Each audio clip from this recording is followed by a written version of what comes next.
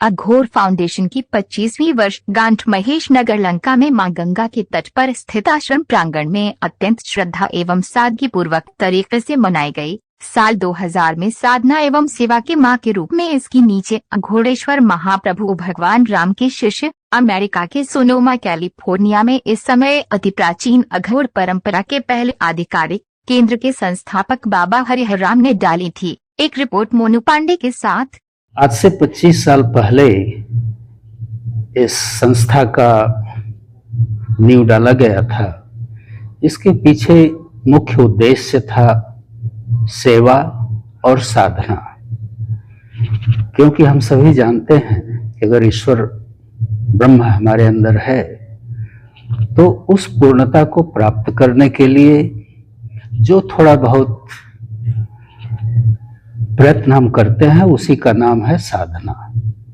और अपने साधना से उस पूर्णता को जब हम प्राप्त करते हैं वही पूर्णता ओवरफ्लो होती है और वही सेवा है। जो पूर्ण है वही वास्तविक सेवा दे सकता है। तो इस संस्था के पीछे यही था कि थोड़ा साधना भी करें और हो सके तो दूसरे के लिए कुछ सेवा के लिए समय अवश्य निकालें। हर व्यक्ति सेवा कर सकता है। सेवा का भी बहुत विशाल स्वरूप है। किसी को आप क्षमा कर देते हैं वो भी एक सेवा है। किसी को के ऊपर दया कर देते हैं वो भी सेवा है। अपने नगर को स्वच्छ और सुंदर बना के में जो प्रयत्न कर सकते हैं वो भी सेवा है। तो सेवा के लिए जरूरी नहीं है कि हमारे पास पर्याप्त धन हो, समय हो, सामर्थ्य हो। हर व्यक्ति सेवा कर सकता है जब हम अपने बारे में ही नहीं बल्कि दूसरे के बारे में थोड़ा भी सोचते हैं, वो सेवा ही है। सर, आज 25वां स्थापना दिवस मनाया जा रहा है। अघोर फाउंडेशन को कितना चुनौतियों का सामना करना पड़ा आज जो 25 साल बीते हैं? भाई देखिए, चुनौतियां तो हैं, लेकिन उन्हीं चुनौतियों का सामना करने का जो प्रयत्न है वो सेवा में बदल जाता है।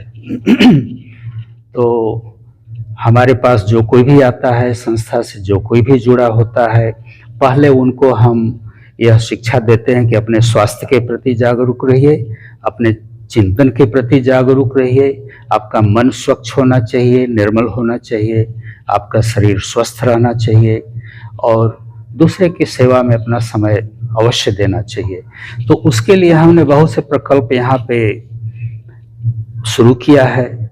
जैसे पहले शुरू हुआ अंजलि स्कूल जो विद्यालय है, उन बच्चों को शिक्षा देने के लिए जो बिल्कुल जा भी नहीं सकते थे, जो झोपड़ी में रहते हैं सड़क के किनारे। महिलाओं के लिए एक मंच को दिया गया जिसमें वो प्रशिक्षण लेकर के अपना स्वरोजगार पा सकें। आंख का अस्पताल बना गरीबों के आई केयर के लिए। गांव में हमारे डॉक्टर एम्बुलेंस से जाते हैं और उनको दवा में प्रसाद वितरण होता है। उस पार हम लोगों का 5 एकड़ में अमृत सागर इन्वायरमेंटल फार्म है जिसमें अच्छे स्वास्थ्य के लिए व्यायाम और शुद्ध साग सब्जी, दूध ही सब का व्यवस्था है। तो लोगों को हम प्रेरित करते हैं कि भाई अपने स्वास्थ्य को ठीक रखिए, अपने चिंतन को ठीक रखिए ताकि आप समाज के एक अच्छे नागरिक बन सके। अपने राष्ट्र के प्रति सचेत रहिए, अपने शहर को साफ रखिए। पूरे विश्व भर से लोग यहाँ पे आते हैं। अध्यात्म की नगरी है और उनको हम क्या देते हैं इसके प्रति हर वाराणसी के निवासी का भी चिंतन होना चाहिए।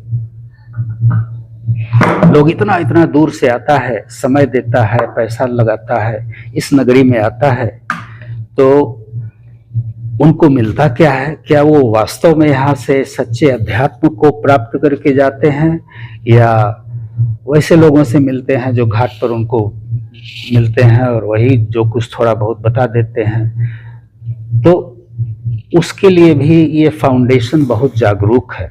यहाँ पे हमारे शिष्य विश्व भर में फैले हुए हैं जो योग के भी टीचर हैं, अपने शिष्यों के साथ यहाँ आते हैं। उनके यहाँ पे रुकने का, साधना करने का हम वातावरण दिए हुए हैं, ताकि जब वो वाराणसी से लौटें हमारे संस्कृति के बारे में अच्छा विचार लेके जाएं। तो चुनौतियां तो बहुत हैं, लेकिन कोई भी चीज असंभव नहीं है। मुझे एक क्वेश्चन और है, जैसे हमारा भारतीय संस्कृति जो है, यहाँ के लोग जो है पाश्चात्य संस्कृति को बहुत तेज अपना रहे हैं, क्योंकि हमने कई फाउंडेशन में भी देखा है विदेशी लोग आते हैं और हमारे इंडियन कल्चर को बहुत तेज अचीव कर रहे हैं, बहुत उनका इंटरेस्ट इसमें हो रहा है। ऐसा क्यों हो रहा है कि हमारी भारतीय संस्कृति पाश्चात्य को अपना रही है? भाई देखिए, ये हमारा भारत देश शांति प्रिय देश रहा है। यहाँ पे लोग ध्यान धारणा पूजा पाठ कई जन्मों से करते आ रहे हैं, देख रहे हैं, उनको बहुत फेमिलियर है ये चीज। तो जो चीज आपको फेमिलियर रहती है उसके प्रति आप उतना प्रभावित नहीं होते हैं, बल्कि जो जिससे परिचय नहीं है उसको चाहते हैं। तो यहाँ के लोग उधर का चीज चाहते हैं, वहाँ के लोग इधर की जो शांति है उसको चाहते हैं। अब देखिए यही है, यही स्थान है जहाँ गंगा उत्तर वाहिनी है, सूरज पूर्व में उदय होता है, जहाँ से ऋषियों मुनियों ने सैकड़ों वर्षों तप करके गंगा के घाट पर बैठ के बहुत कुछ प्राप्त किया है। अब यहाँ के रहने वाले कितना शांति प्रिय होकर के बैठते हैं गंगा के घाट पे। गंगा के घाट जो है कोलाहल से भर दिए गए हैं, डीजे बज रहा है, लाउड नॉइस है। ये नहीं है, इसके लिए काशी मशहूर नहीं है।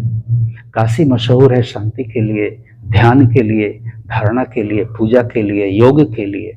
लेकिन हम ऐसा माहौल बना दिए हैं कि हमारे जितने घाट हैं जहाँ पर बाहर के लोग आते हैं, शांति की तलाश में आते हैं, और हम पूरा कोलाहल से उनको स्वागत करते हैं। तो इसके बारे में हमें यहाँ के नागरिकों को, यहाँ के जो लोग पूजा पाठ करते हैं कराते हैं, उनको जो आयोजन करते हैं गंगा के घाटों पर, उनको भी सोचना चाहिए कि हम कैसा एक मृदुल वातावरण दे सकें। तो वहाँ के लोग प्रभावित हैं शांति से और उसी की तलाश में यहाँ पे आते हैं, और अगर वो उनको हम दे सकें तो फिर हम अपने राष्ट्र की, अपने नगर की एक अच्छी सुगंध के साथ उनको भेजते हैं।